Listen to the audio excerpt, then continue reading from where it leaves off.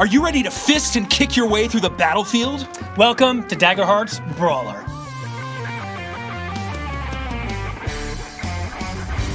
What's going on, YouTube? I'm the Mind Flayer Slayer. And I'm Dr. DM, and we're bringing you our continued coverage of the Void classes. It's basically UA for Daggerheart. We've seen some really cool ones, including the Witch and the Warlock, and we are on now to Brawler. And stick around for the whole video. We're going to give you our review and our ranking, whether it's a Hope, Fear, or Critical Hit for all these subclasses, all two of them. If you're enjoying this content, remember to like and subscribe. And now let's get started.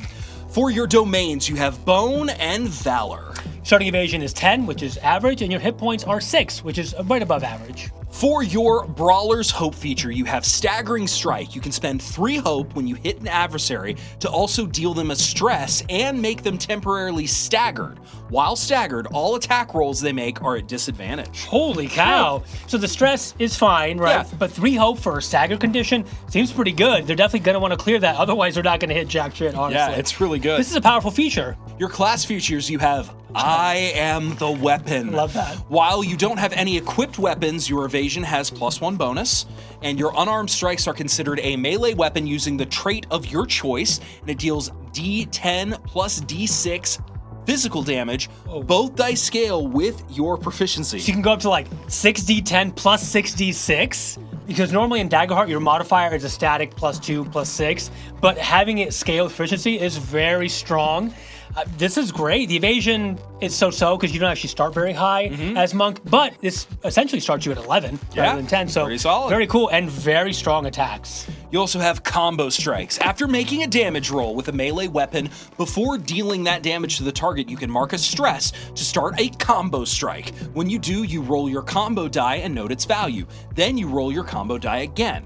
If the value of the second die is equal to or greater than the first roll, you can continue rolling until the latest combo die's roll is less than the roll that preceded it. Total all rolled values and add that amount to your weapon's damage. Okay. Your combo die starts as a D4. When you level up, once per tier, you may use one of your advancement options to increase your combo die instead.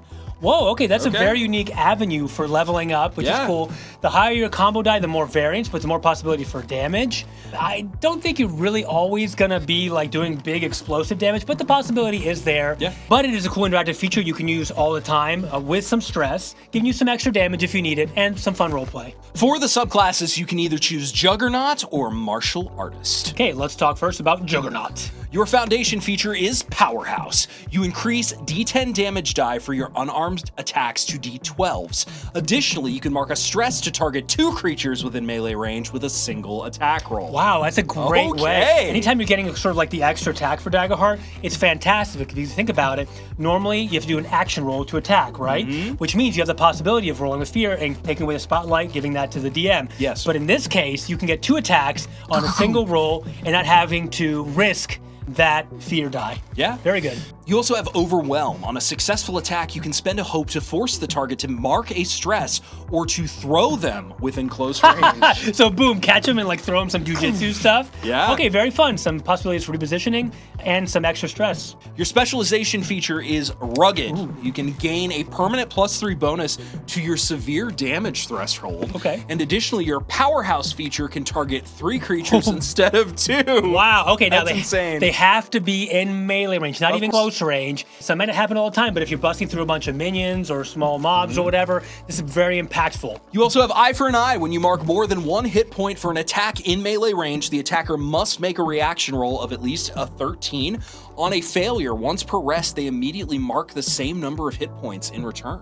Oh, so you're kind of like retaliating. So if you get severe damage and decide not to mark armor, you can give them 3 damage back on a reaction roll. So it's always there. It's extra damage. Save it for the bosses. And I think it's going to come in handy. Yeah. For your mastery feature, you have Pummeljoy. Whenever you roll a critical success on a weapon attack against an adversary in melee range, you gain an additional hope, clear an additional stress, and add +1 to your proficiency for the attack. Okay, not too bad. Normally when you roll a crit, you do clear the hope and stress, so now you're clearing that double. Critical success is about an 8.5% chance to happen, but if you're attacking 2 or 3 creatures, right, with your other abilities, it could happen more often than you think. So pretty good, a little extra damage, and definitely keeping you in the battle, keeping you juiced up. Absolutely. You also have Not Done Yet. When you mark more than 1 hit point from an attack, you can gain a hope or clear a stress. Okay, interesting. This definitely keeps you juiced up a lot. So you're in the battlefield, up front, hitting multiple targets, clearing your stress, getting more hope, so you can keep doing big damage. Yeah, this is great. So I'd give this one a solid hope. I agree. It's really good at what it does. It is. Up next, you have Martial Artist. Your foundation features are Martial Form. You take the Martial Form sheet.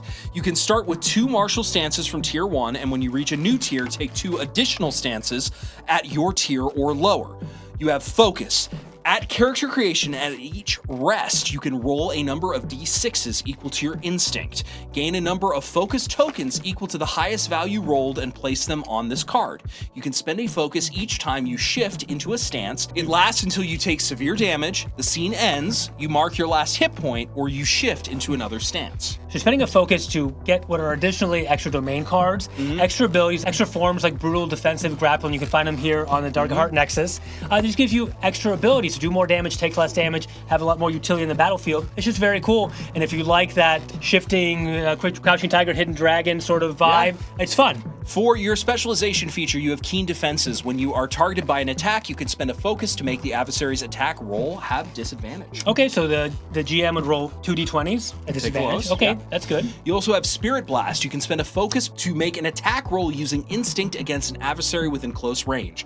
On a success, you deal d20 plus 3 magic damage using your proficiency, and you can spend an additional focus to make them temporarily vulnerable. This is incredible. Honestly, shifting the forms is great and fun, but I would use all my focus on just like common. Yeah. I mean, with proficiency, you're looking at like up to naturally 6d20 plus 3, so maybe up to 123 points of damage. That's crazy. And vulnerable, just caked on there.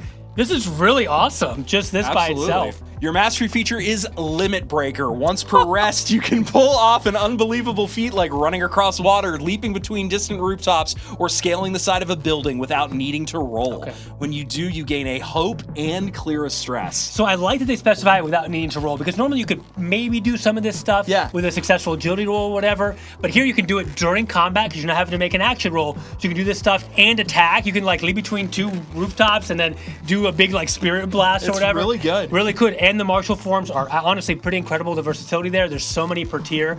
I'm going to give this a critical hit, honestly. Yeah, I this think is it's a great very one. strong. Yeah. I'm a big fan of this class. A lot to do, a lot to crunch on. This is a great one. So, all right, this has been our review of Brawler. Very fun, unique class, and I think it's going to be very enjoyable. Yeah, I agree. We've got a lot more Daggerheart content coming up in the near future, including the rest of the Void and any more Void subclasses and classes that come out. We are also going to be playing an entire campaign using the Daggerheart rules in a very exciting setting that we can't reveal yet, but you're going to enjoy it, I guarantee. All right, Spirit Bomb!